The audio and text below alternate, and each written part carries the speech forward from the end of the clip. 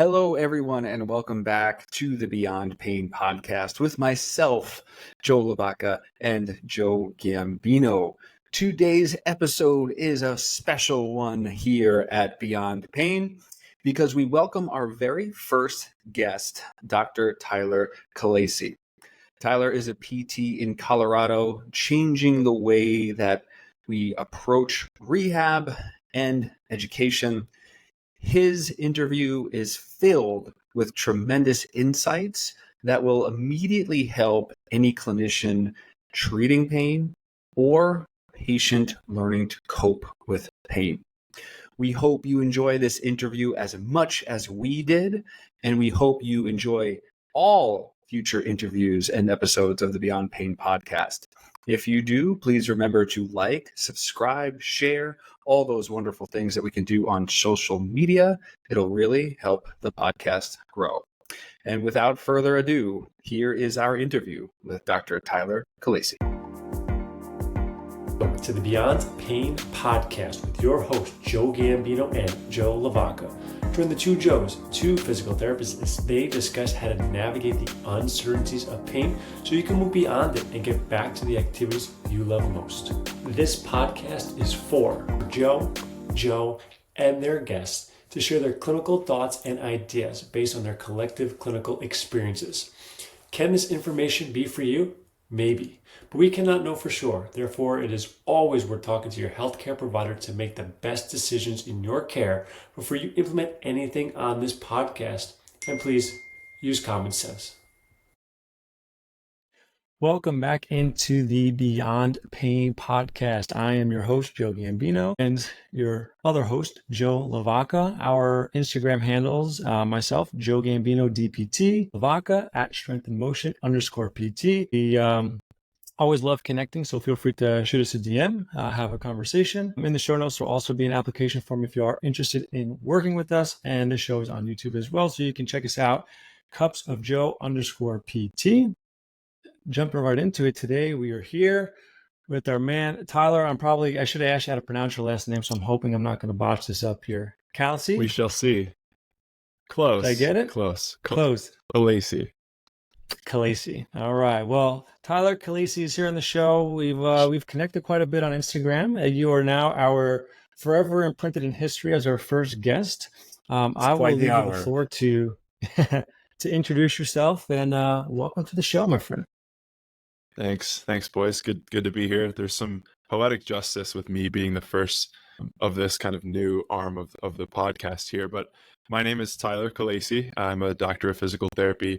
I am a strength and conditioning coach as well as an educator. I currently live in the greater Denver area, right? So Denver, Colorado, where I have a out-of-network practice as well as continuing to build my online consulting and coaching business. So I kind of sit in between training and rehab, kind of that limbo area. That's my sweet spot.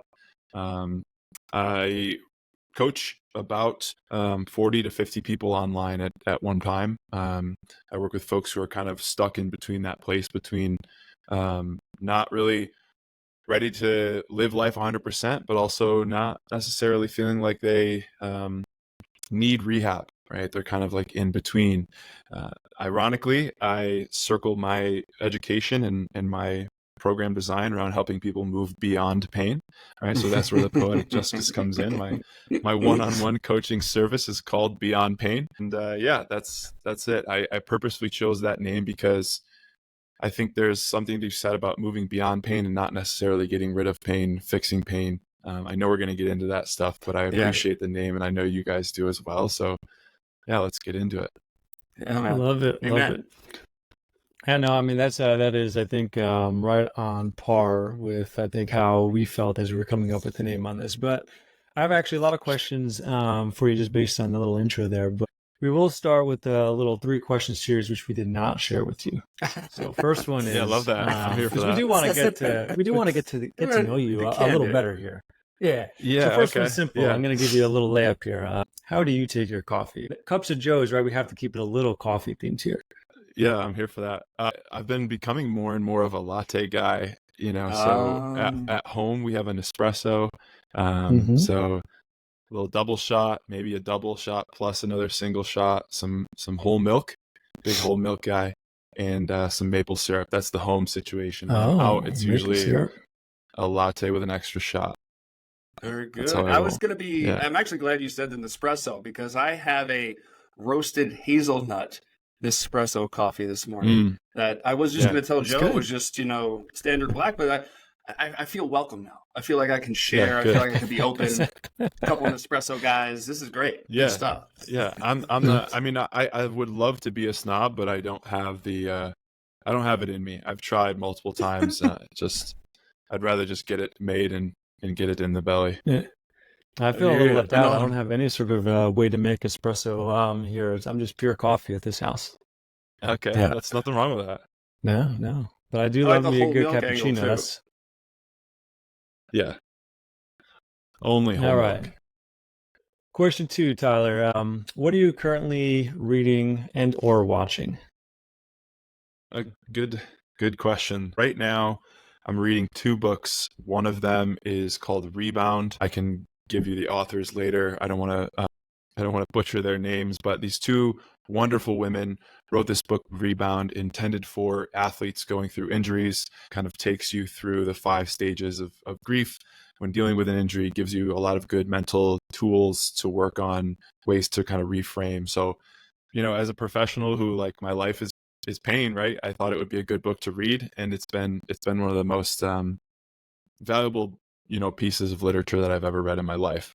Awesome. The other thing I'm reading is a book that I actually found at like Sierra, which is in that TJ Maxx Ross kind of situation. There's like random stuff everywhere.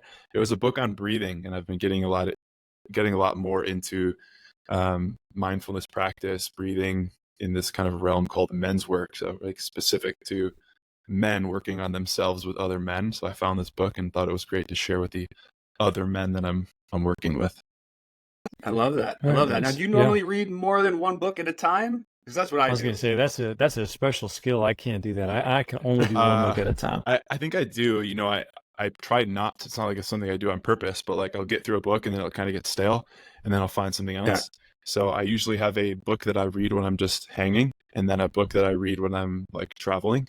They're 2 different vibes. Yeah. And I've been Exactly, traveling man, I a get lot lately, so it. yeah.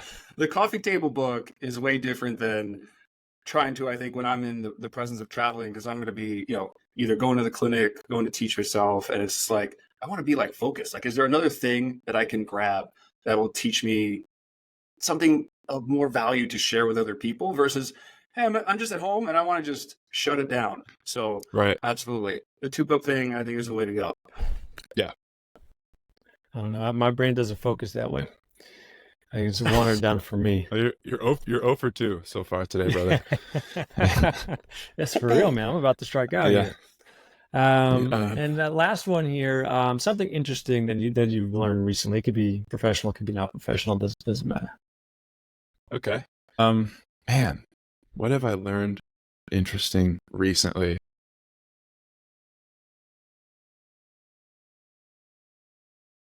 Yeah, I would have to say I can't pick a breed right now, but I definitely am learning a lot about the dog world and different breeds of canines.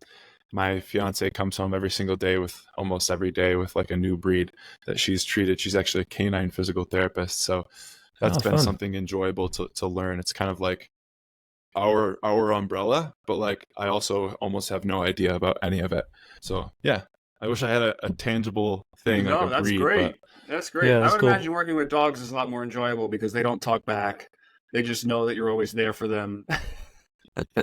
you'd think so. It's like working with kids because Oh, trying fair to point. avoid working with adults. By working with kids, you inevitably work with adults. So That's right. it's a lot of human conditioning, Oh. volume, intensity, moderation, right? Like it's the same stuff with humans as it is with dogs, honestly. That's a fair point. I guess it's the same thing in the horse world too, is that you're really kind of treating the rider more often than the horse, from what I've been told. So I never thought about the human element with dogs, though. So there you go. That's something interesting that I learned today. So thank You're you welcome. already, Tyler. You're welcome. Yeah. Joe, did you know that? Or are you over 3? I actually did a little bit just because Jen, she had a dog walking business for quite some time. That's right. So, That's right. you know, she did dog training. So all the training when you're doing for dogs is really all about the owner, because if they're not, you know, reinforcing whatever you guys they're working on, nothing's ever going to change. So No. so now I'm 1 for 3. I didn't strike out here. All There you right, go. If they here were we playing go. baseball, That it's was pretty good, you know, 33. You know, him hitting over 300. Look, Keeps you know, putting in the stands.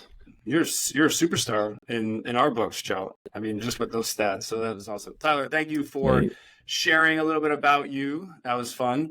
Got some other questions for you too. We're going to do a deeper dive around hopefully your story, your philosophies, your experiences with pain. So that's kind of how I want to open it up or kick it off to you too. Everyone seems to have their own journey or experience of pain. Would you mind sharing yours? Because I know you've been sort of vocal about that on Instagram, and I was hoping that you could share that with some of the listeners who might not follow you and maybe stuck themselves. Yeah, absolutely. Growing up, I never had a major injury, never like tore an ACL, broke a bone, you know, nothing. So my entry into this world of physical rehab was motivated by wanting to be in medicine, but also wanting to stay in sports, athletics, which I think is a lot of folks. But that goes just to say, like, I didn't have this really lengthy relationship with pain until I was in my late stages of playing college football, and then kind of during graduate school, I initiated what ended up being about a 4-year journey with lower back pain. It started sometime in early grad school, got into functional fitness, varied functional fitness. Loved it, still love it to some degree, but I was a bit irresponsible with how much I was doing and whatnot. I was also training for a 100-mile road race, bike road race.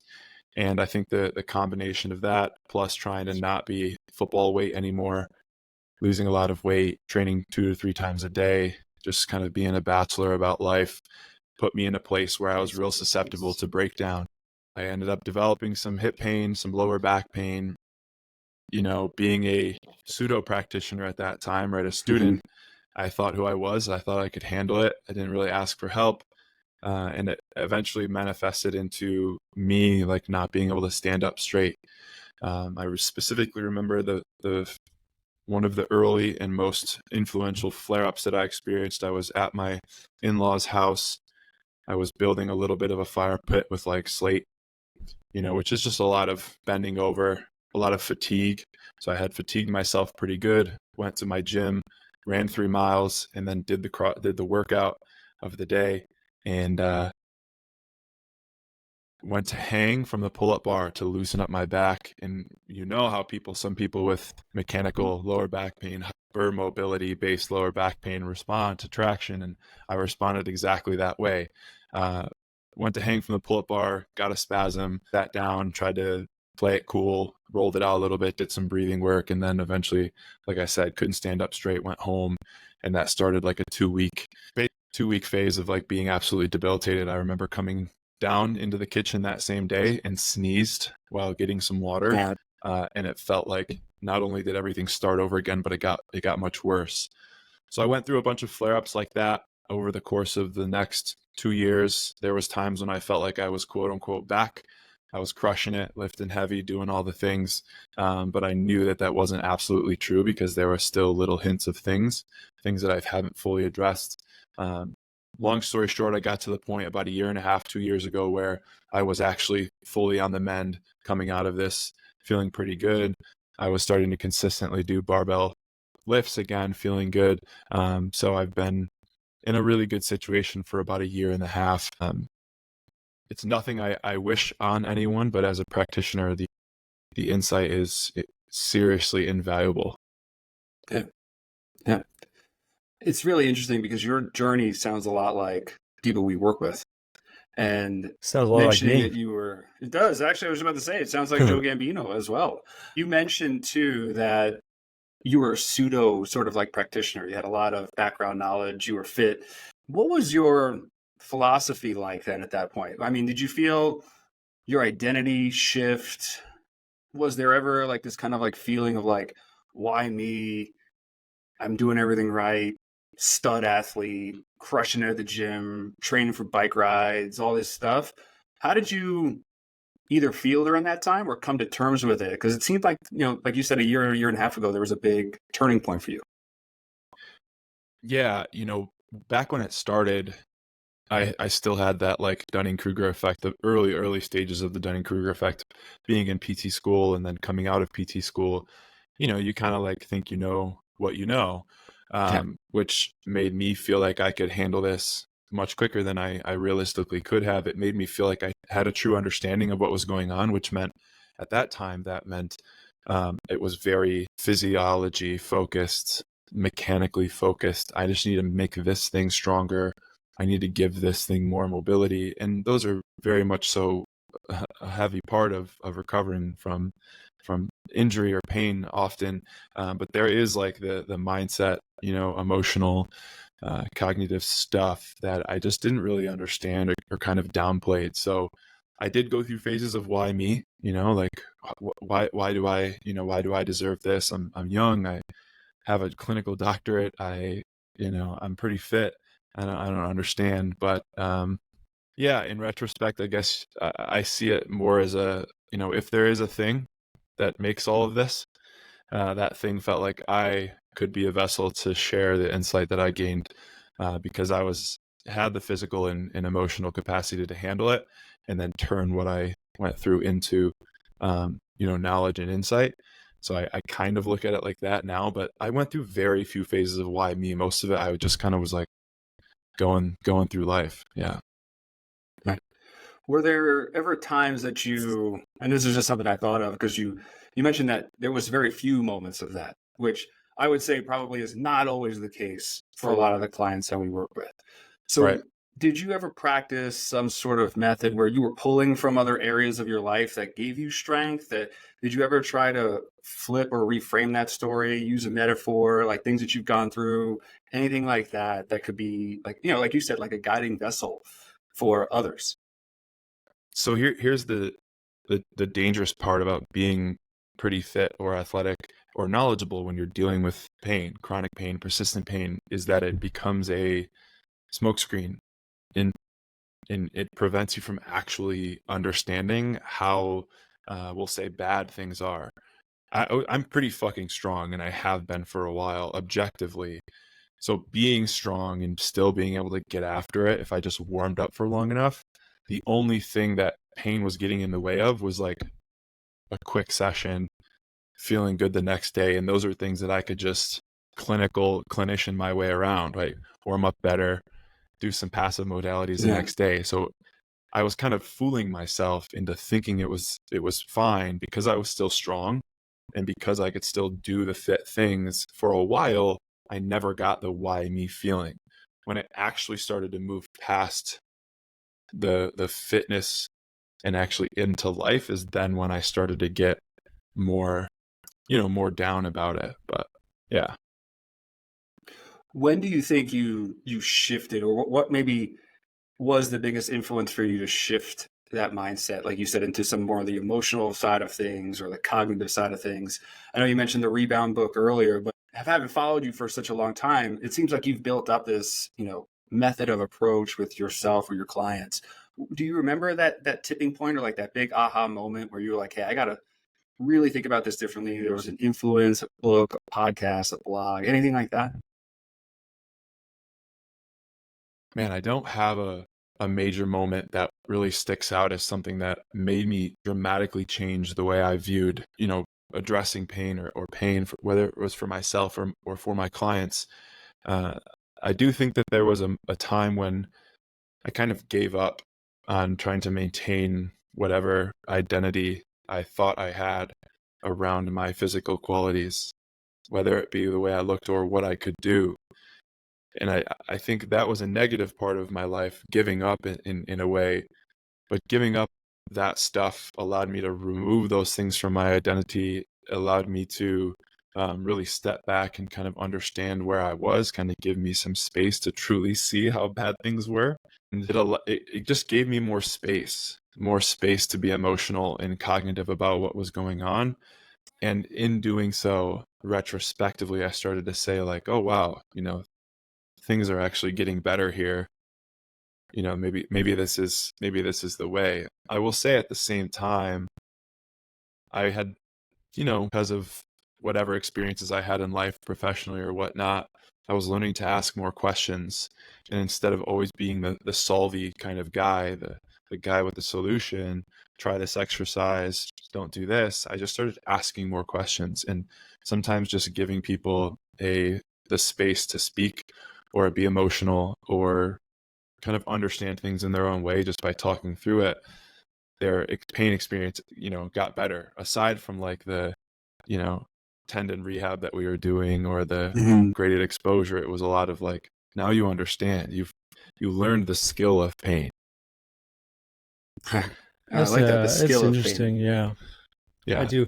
I think it's worth highlighting. I mean, like this, I actually see it all the time, and like it's part of your story, right? Where like when you're an athlete, when fitness and health is like your lifestyle, when something threatens it makes it very hard for like, you to almost process that, right, and continue on with your journey. So I think that's something to highlight for listeners. I think they're going to probably really kind of the word I'm trying to think of is not coming to my brain, probably from my trip to Mexico, making it hard for me to formulate words here. But I think, they'll have, if there aren't most of, I definitely identify with it well, because that was me, right? I was an athlete my whole life. Gym was everything I did. I was a personal trainer for how many years? And then when my back, I was in my mid-20s, practically 23, when my first back injury, where I could barely stand up. And it was like everything, changed. And it's kind of like that whole back and forth, and how do you even get back on track to be able to do the things that you like to do. So I definitely wanted to kind of highlight that. But I do want to kind of shift here a little, because I am really curious because we both have a strength and conditioning background and physical therapy. And I'm curious with, it sounds like, when you had that injury, volume, intensity, everything was like very, very high, right? You're training pretty hard. So how has that, knowing where you are, like the people that you work with, you're in that kind of like in between S&C, PT, like how do I get you over the hump and back to training, whether it's fitness based or you're trying to get somebody back to that hump where they can be at fitness? How has like your history of how like you were training that led to the injury, how has it now impacted the way that you kind of go about things, especially from like a fitness side of things? Yeah, there's been many ways, of course. I'll say the most influential way that I've learned from my own experience working with folks repetitively, but also just my own pain experience, is that, not to speak in absolutes, but majority of folks are in the position they are in when they're having a pain experience, if they're an active individual, because of a mismatch. Right? Two major mismatches. One, there's a mismatch between how much they're asking from their body and how much opportunity they're giving their body to recover from those asks, right? So a work recovery ratio. The other one is how much they're asking of their tissues and how much their tissues can give to them. And I purposely separate those because we often think like, oh, well, you just have to work out and rest, and people narrow that down to muscle breakdown and then muscle building, recovery. But there's ultimately two large avenues, because we have to recognize the influence of the system as a whole. And that is often the bigger player. And that's where the other life stuff comes in. Our system, nervous system, hormonal system, integumentary system, all the things musculoskeletal are all affected by stress. And that stress can be physical, like working out, going for a run. That stress can be cognitive, a big work project coming up. That stress can be emotional, a really crappy ride to work, a death in the family. And when you don't have the room for the fitness stress and you're already in pain, and then your practitioner or yourself gives you 7 more corrective exercises to do, we're just adding more stress, and it may not be productive. So for me, there's a lot of education around, one, maybe we just need to like do less. Maybe the stuff we're doing is great. Let's just do less of it for a little while. The other thing that I lean into heavily is like, maybe we just do more of the stuff that feels good for now and less of the stuff that doesn't. I think a lot of people are so proud of what they can do, and the fitness/rehab pendulum swung heavy in the direction of like, never tell anyone to stop doing anything. We shouldn't tell people to rest. But like, sometimes the actual therapeutic thing to do is stop doing the thing that hurts. Create a little bit of space for some healing, and then the really good correctives that we're doing will work. And then we create some emotional space to work on our mindset and our stress management. And all of those things will come together in like, a decreased pain experience. I love that. I love that. And I think that's so valuable. And just the way that you broke it down, because the clinicians I meet seem to continue to struggle with, like, I have to fix you. I need one solution, one exercise, one treatment. And maybe this is the fallacy of social media. So when you are trying to convince people to decrease activity, and I know, and I'll be honest, working in Colorado, that's maybe been the biggest discrepancy. People are real active out here. They love doing their runs and their hikes and their bike rides, right? I mean, I watch, Courtney, work through pain all the time when she's trying to train. So is there a way that you approach really getting people to understand that less is more? Or how have you maybe integrated some of those more maybe emotional breathing sort of ideas? Because I found people more resistant to those types of things than they are, the corrective, like they come for corrective exercise. So have you found an approach or maybe a style that kind of really works to solidify that point for you? Oh, I think there's a couple of main points of education that I will give to clients early on. The first thing is realizing, aside from the exact education, is realizing that as practitioners, right? Because I'm assuming we're talking to a lot of clinicians that are listening to this. Is that appropriate to assume? People in pain, clinicians. Yeah, okay. I think Well, they'll both understand, right? As I'll tell the folks who are not practitioners, I'll speak for most of us in saying, sometimes we have such a good understanding of something that it's difficult for us to simplify it back down to the way that people who don't have this same degree can understand. And clinicians have a tough time doing that. We're also, for some reason, very resistant to giving people timelines. It's like against our cardinal, I don't know. We don't want to tell people, oh, it's going to take 6 weeks, or it's going to take 12 weeks, or it's going to take a year. And that's okay. But I do think people value structure. The first way that I start to gather some trust, and this was going to be true for pretty much any major persistent injury, persistent pain, is there's 3 phases, right? The first phase is like, learn what you can do well and lean into being able to move with some sort of discomfort. The second phase is like, we've achieved consistently low pain levels, so now we're going to add in some more complexity, some more intensity. This is when people feel like they're back, because like life looks normal, but fitness almost doesn't look normal. And then the third phase is like throwing a lot at your system to prove to us and to your system that everything is fine. And I'll tell people, like, each one of those phases could take less or more time, but that's what it's going to look like. So instead of chasing the end of phase 3, let's chase the end of phase 1 first. Yeah. No, the second thing that I'll often educate folks on is like, you're going to be in pain for a while, even though we are now working together. It's probably one of the first things I'll say to folks once they are ready to commit is like, what you're experiencing now, or the flare up you had 3 weeks ago, it's going to happen again. That's why you're here, is to learn how to deal with it when it happens.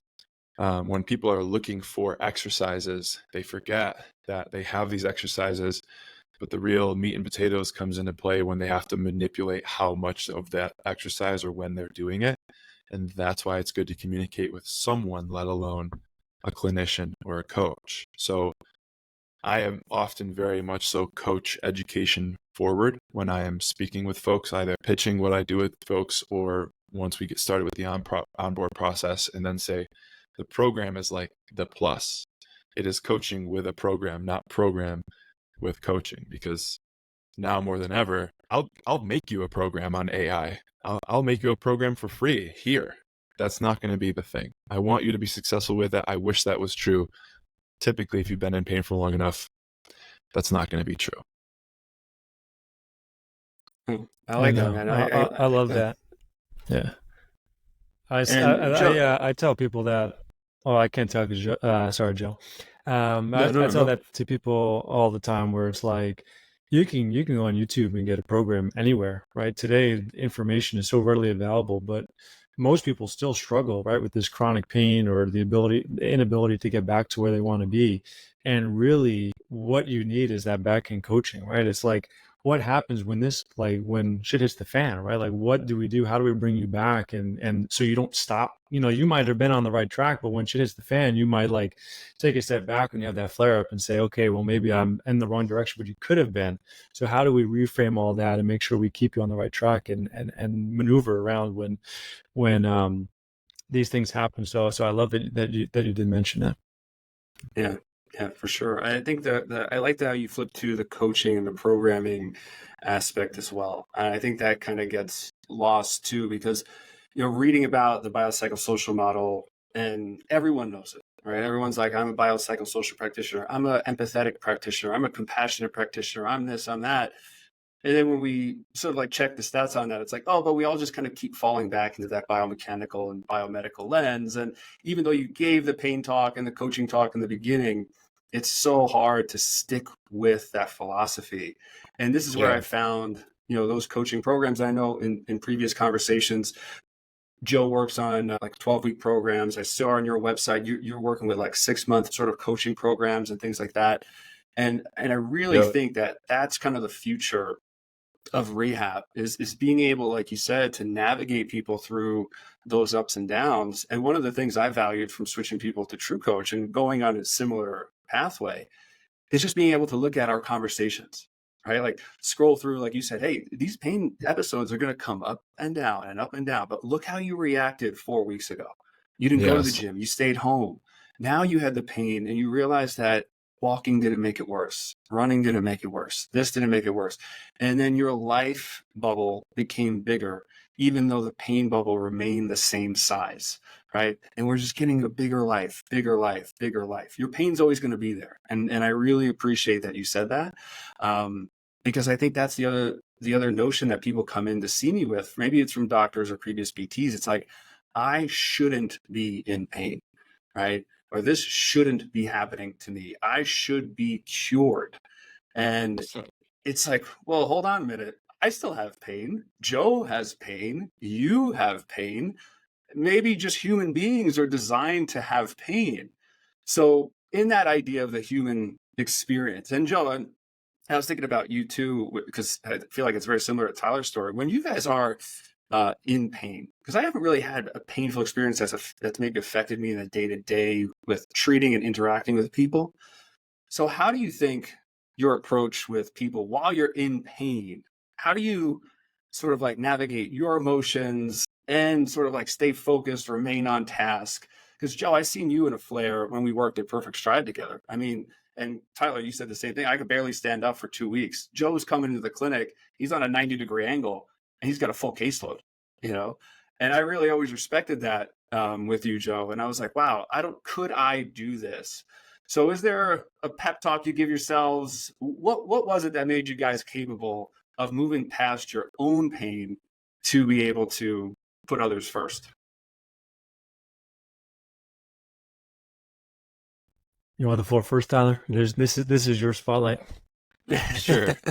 Yeah. Of course, it wasn't always the same approach.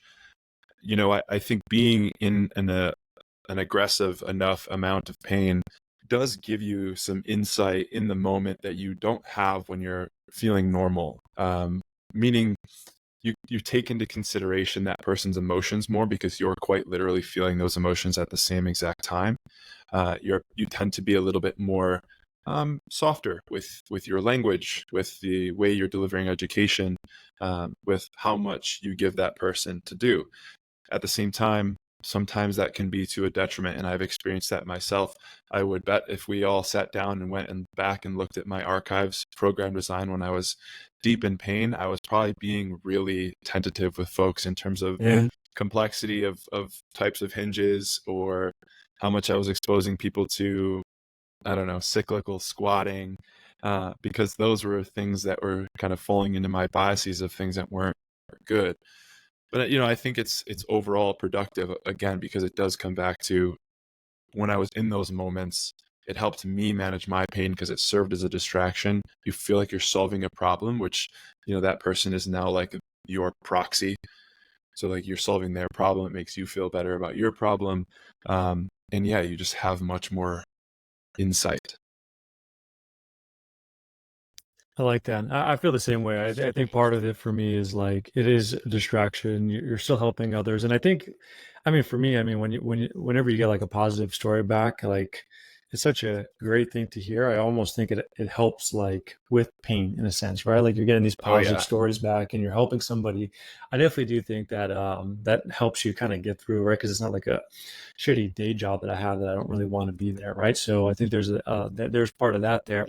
I think it's just always knowing like kind of like what my limits were, right? Like when I'm in that much pain, you kind of like know what's comfortable, what's not comfortable.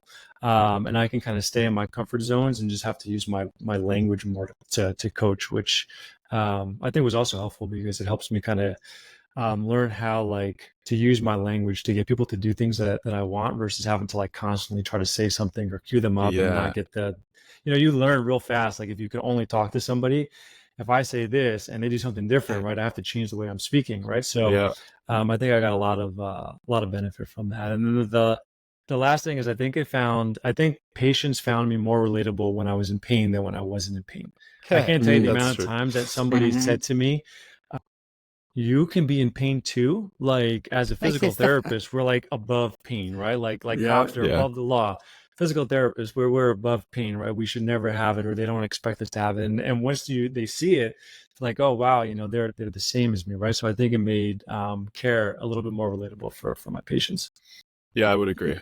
Yeah, I love that too, and I think the relatability is great because what I didn't hear either one of you say, which I think can be a common pitfall, is we empathize, but the empathy almost sometimes can invalidate someone's experience. It's like, yeah, I know what you're going through, 100%. Yeah, I got the same thing, Yeah. And I didn't hear that at all in either one of your stories. So instead, you used your experience to enhance the alliance. It seemed like to enhance that therapeutic encounter. Well, thank you both for sharing that. Joe, you think we got time for one more? Tyler, you got time for one more? I do. All right, Joe, you got anything else that you want to add? Okay. So Tyler, being a pain experiencer, being a clinician, what is one of the biggest pieces of advice you would give to a person stuck in pain? And what is one thing that you wish more clinicians understood about pain? Tell others. Ooh.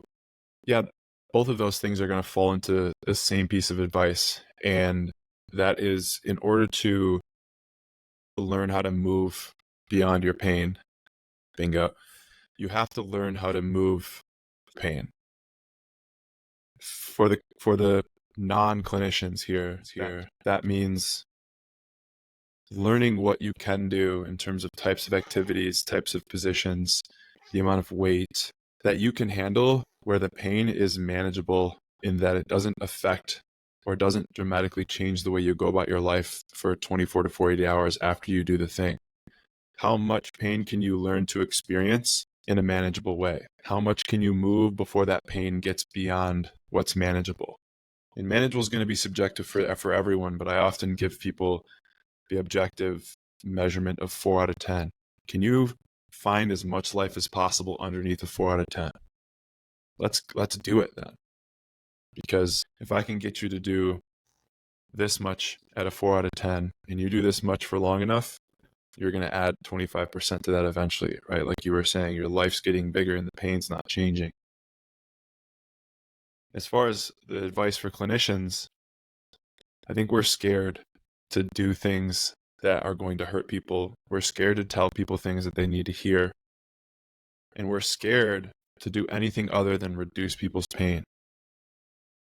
But when someone's been in pain for long enough, part of the problem that they're not getting out of pain is not just coming from their insufficiencies of their tissues.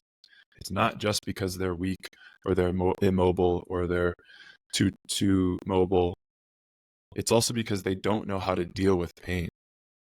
And I mean that emotionally and cognitively, they literally don't know how to feel when they're experiencing increases of pain or long-standing pain. But they also don't know how to adjust their life. And that's why I said pain is a skill. we have to get good at being in pain before we can get out of pain. And clinicians, rightfully so, we want to rush to getting people out of pain. This exact manual intervention, this exact exercise, how can I just make this person feel better and be happy? Unfortunately, it's just not how it works when someone's been in pain for long enough. Very nice. Very nice, Tyler. I appreciate your time today. If I was I know you do both. I know you teach. I know you work with clients. If I was a clinician, how do I learn from you? If I'm a patient, how do I work with you? Yeah, so both avenues are going to go mainly through my Instagram. So tylerkallasy.dpt on Instagram.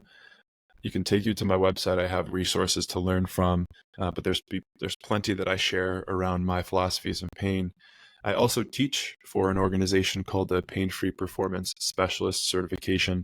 We teach coaches, clinicians, people who just love movement, how to move more and more productively, more optimally, beyond their pain, around their pain, while in pain. We don't teach people how to address pain unless it's the rehab version of the PPSC course, which we do offer as well. So you can find all of the avenues to all of those things through my Instagram.